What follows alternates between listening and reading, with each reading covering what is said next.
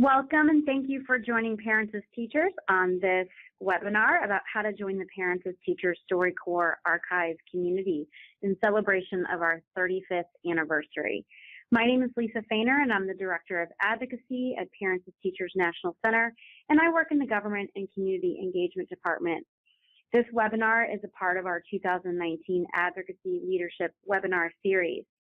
The series brings together national office staff with innovative leaders, experts, and colleagues from the field to discuss timely topics. Webinars are free and offer attendees the opportunity to hear best practices, tips for success, or learn more about a new subject. Participants will also be given an opportunity to ask questions and go a little deeper into the subject. As a reminder, the series is appropriate for all PAT state leaders, McPhee state offices, TA providers, program supervisors, parent educators, advocates, and advisory committee members. We hope that no matter what phase you are in your career as a home visiting professional, that you participate in our advocacy leadership training opportunities. Over the past few years, we've partnered with various organizations and affiliates such as Fight Crime Invest in Kids, 0 to 3, and others to offer webinar topics. We hope to offer many more in the coming year. Today, we're diving into an issue that's really vital to advocacy, storytelling. This is our second webinar of 2019. During today's hour-long webinar, participants will hear about PAT StoryCorps Archives and how to record and submit a story. We'll also share some ideas for stories and best practices for verbal storytelling through an interview process. Participants will also receive a free copy of the StoryCorps Archive Toolkit. So again, here are today's learning objectives. I'm not going to read them, I sort of just mentioned them. So now it's time for our first poll. And the question is, have you ever heard of StoryCorps on NPR radio? We'll keep it open for about 15 more seconds. Okay, so I can see some of you have, and a lot of you haven't. So this is a neat opportunity for you to learn a little bit more. So many of you are already familiar with StoryCorps. StoryCorps' mission is to preserve and share humanity's stories in order to build connections between people and create a more just and compassionate world. Founded in 2003 by David Izay, StoryCorps has given more than 400,000 people of all backgrounds, beliefs, and towns and cities from everywhere a chance to record interviews about their lives. The organization preserves the recordings in the archive at the Library of Congress. It's the single largest collection of human voices ever gathered. The organization shares select stories with the public through the StoryCorps' weekly podcast, NPR broadcasts, animated shorts, and digital platforms. These human, powerful stories reflect the vast range of our experiences, wisdom, values. They engender empathy and connection and remind us how much our stories matter. So let's take a minute to learn a little bit more about StoryCorps by watching the CBS video. 10 years ago, one man started encouraging people to talk. He wanted to preserve a piece of our lives, and today the program StoryCorps is home to the world's biggest known collection of oral histories. Elaine Kahano is with us. Elaine, good morning. Good morning to you, Charlie and Nora. In this celebrity-soaked age of tabloids and Twitter and selfies, StoryCorps works to share the lives of regular people. The concept, bring two people together to speak and record them. This simple idea has documented more than 50,000 stories of American life and stored them for generations to come. This is my heart right here, boy, I tell you. I have always had a problem trying to discuss personal things. Dane Holmes brought his father Jonas to the StoryCorps booth in New York City to leave his children a legacy of his family. They have to understand you to understand me. Dane is on the project's board of directors. His father was reluctant to come. My dad is the master of the, ooh, you touched on something emotional, let me turn it into a joke, let me redirect the conversation this way, whatever it is, right? Like, he'll find a way out of it. And I just knew if I put him in this room, and there's something about knowing the seriousness of it, the ceremony of the place. For 40 minutes, the pair sat alongside a facilitator and began their recording. No cameras allowed. They spoke in a way they never had before. You decided to marry a white woman as an African-American man in 1966 or 7. What were you thinking? Well, I guess I've been one that never really looked at color. I was colorblind. They left with a copy of their recording, and one will be sent to the Library of Congress in Washington, D.C., another to the Smithsonian National Museum of African American History and Culture. Their story will be added to the more than 50,000 interviews that make up the StoryCorps archive. What happened on that day is tattooed on your soul. There's no way I can forget that. I wish to God I could. Did I turn out to be the son you wanted when I was born? Like, did I meet your expectations? There's nothing that could stand in my way that didn't stand in yours more. I'm not anxious about whether there's a heaven or whether there's music or clouds or whatever. I'm more anxious about the end-of-life journey. I want it to be quiet, contemplative, and calm. Being listened to reminds people that they matter and won't be forgotten. StoryCorps founder Dave Isay is a former radio producer. He created the nonprofit with one idea in mind: give people a chance to be heard. And the microphone lets you talk about things, lets you tell people who you're sitting with how much you love them, both by listening to them and actually by using that opportunity to tell them what they mean to you. And that happens every day, over and over and over again in StoryCorps booths. So the initiative, StoryCorps, has also created an opportunity for organizations such as Parents of Teachers to develop their own archive via their website. StoryCorps Archive Communities comprises of the largest born digital collection featuring over 200,000 conversations recorded around the world, and they're housed at the American Folklife Center in the Library of Congress. Archive communities are a way to collect and share interviews on archivestorycorps.org with friends and classmates, friends and colleagues, family, and other people that share things in common, like parents as teachers. Any archive registered user can create a public community and invite others to join it by sending them a link to the community page. Parents of Teachers have started their own StoryCorps archive community page to collect stories from you so we can capture our rich history. We hope that you'll consider recording an interview so that you can submit it and share your story in celebration of the Parents of Teachers 35th anniversary year. We'll be sharing submitted stories on social media at our conference, at our 35th anniversary jubilee, and in other forums. After the 35th year, we hope the archive will continue to build for years to come. You can see on this slide a screen capture of PAT's archive community page. Our page is identified by our logo, and we've already uploaded 2 stories to launch the archive community.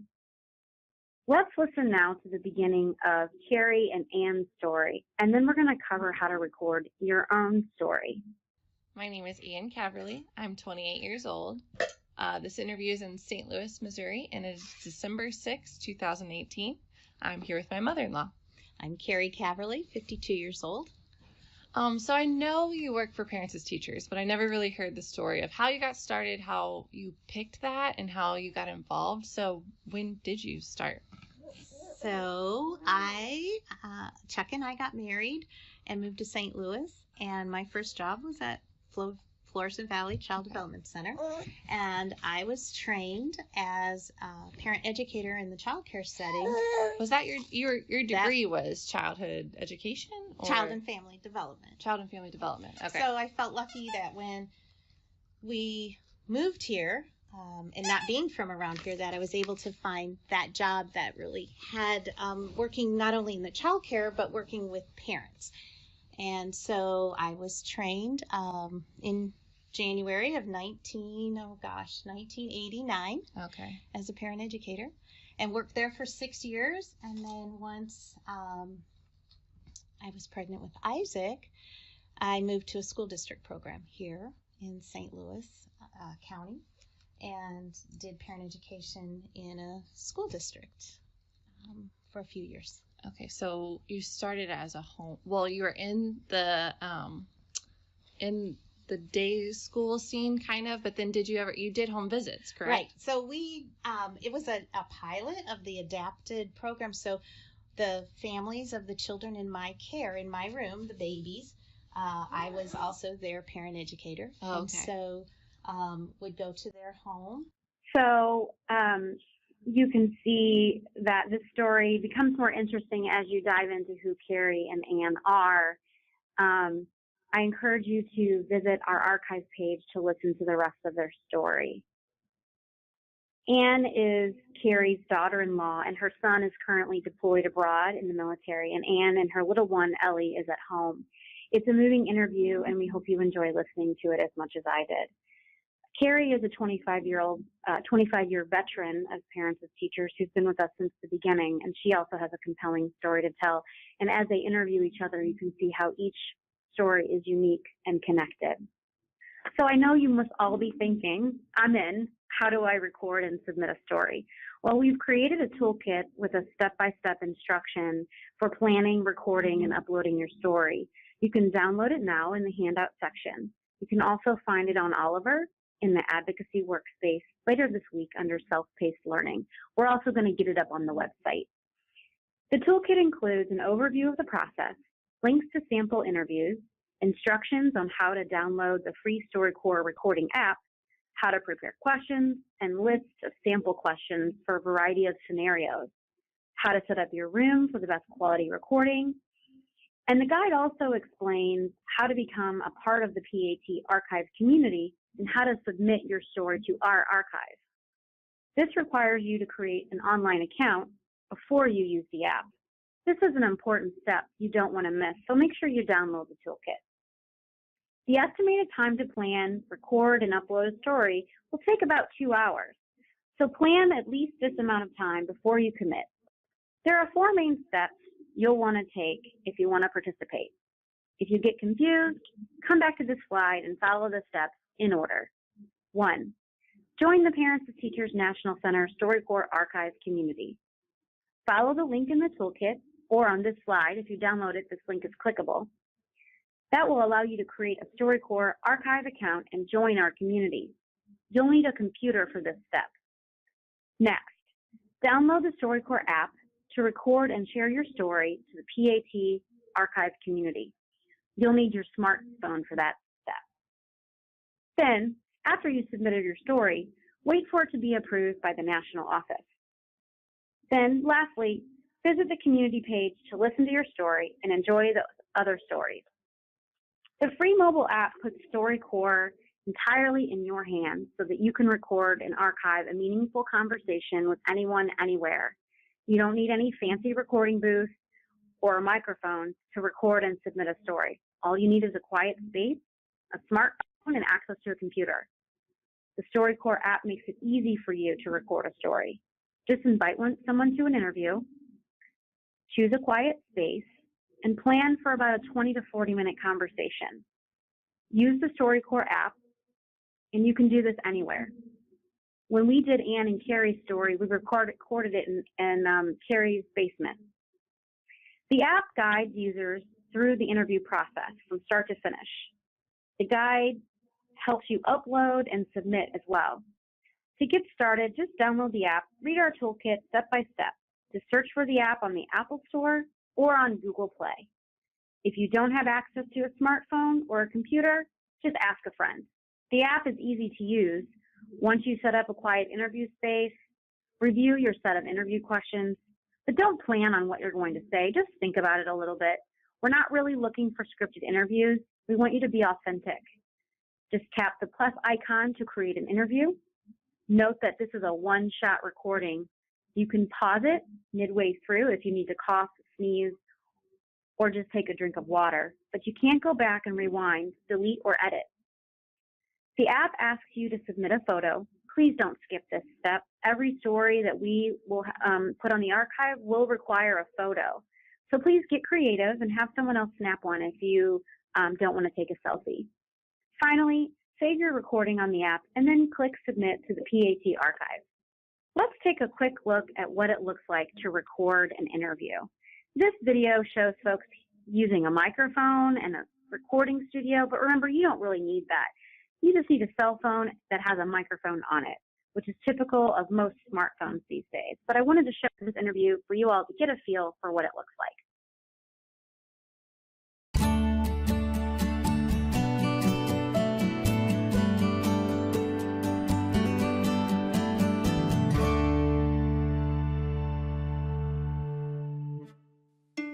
Hi, I'm Naomi, and today I'm going to talk you through StoryCorps best practices for conducting an interview. Arrive early and prepare to answer any questions your interview partner may have. Set up in an area that is comfortable and conducive to good sound quality. Remind your interview partner how you hope to share their interview and that you will discuss release forms at the end. Be sure to have your questions with you. Let them know if you will be taking notes, how long the interview will be, and that they can take breaks, and assure them that there are no right or wrong answers.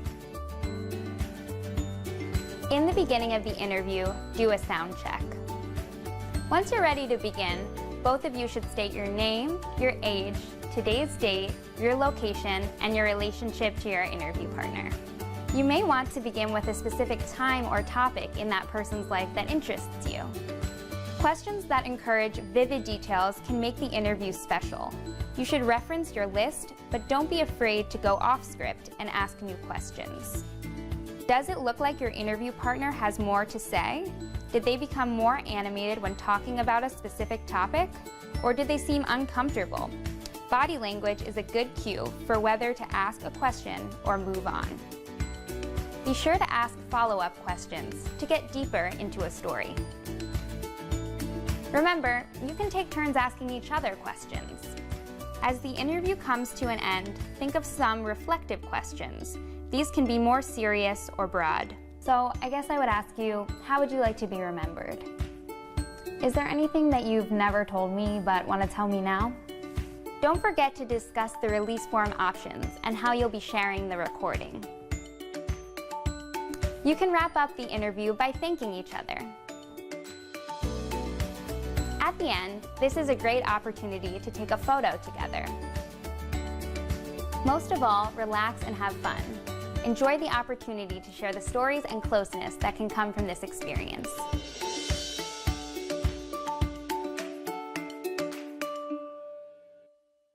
So I hope that interview sort of explained how you would go about recording a story. Again, they had equipment, so some of the comments weren't applicable, but I hope you could sort of imagine what it would be like just using your cell phone on the table and pressing record. The toolkit has sample interview questions for interview participants to share with one another. We thought pretty deeply about these questions, so we hope you take a look at them before you start planning your interview to kind of get a feel for which set of questions is appropriate for you. You can leave out questions that you're not comfortable answering or that don't fit your storyline or intended story. It's okay if your questions stir up emotions. As you record the interview, listen closely and ask those follow-up questions. Really talk to each other and not an audience. Encourage your interviewee to tell a story. We found that this will really help the two of you connect and open up, and it really opens up the possibility that the conversation will take an unexpected or exciting turn. You'll notice that the sample question lists are not necessarily PAT-centric.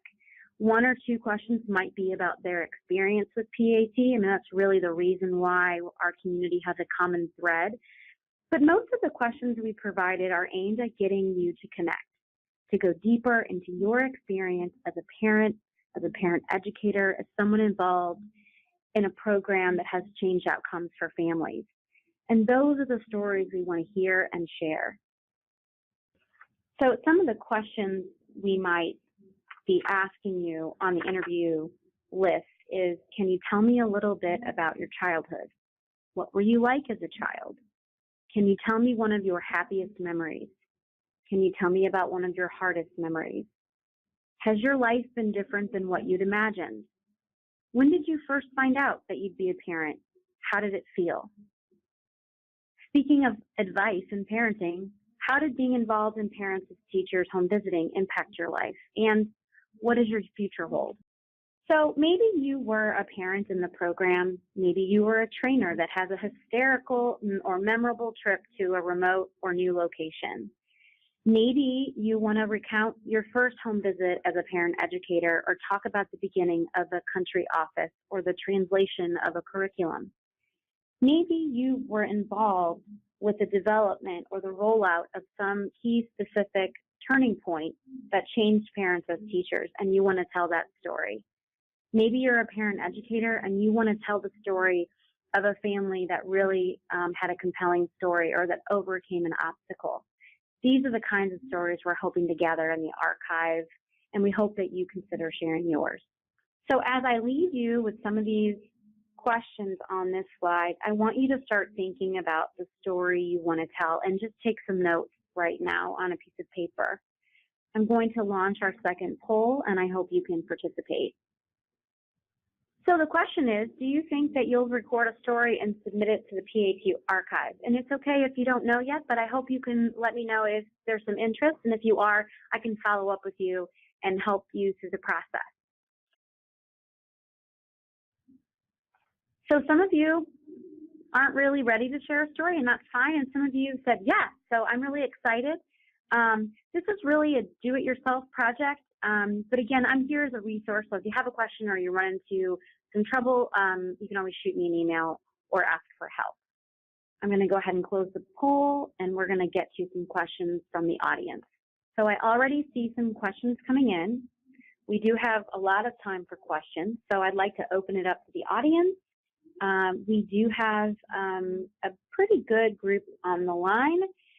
So if you want to go ahead and think about your question and submit it in the chat box feature.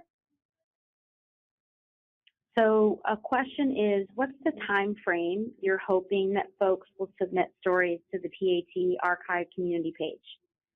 I think the answer is now up until really right before conference. We want to try and leverage a lot of the stories and tell your story at conference and tell your story at the Jubilee. We want to be able to share them all through the year on social media. So we'd hope that we get a lot during the next few months and then leading up to those months, which would be October, November. Someone asks, where can I find the recording and the toolkit? You're going to be able to find this recording and the slides to this webinar, as well as the toolkit on the Oliver LMS system, on the advocacy workspace under self-paced learning. We're also going to get it up on the website. I noticed that some people say that my audio is going in and out. Sometimes we run into audio problems. It could be the connection on your end, or it could just be my microphone. I haven't seen any other folks expressing a concern, so it could just be one of those tech problems, and hopefully you can listen to the recording at another time. Do we have any questions? I know that we have folks at the national office and state offices on the line. I'm wondering if we have any questions from Germany, New Jersey, Utah. I'm calling you guys out.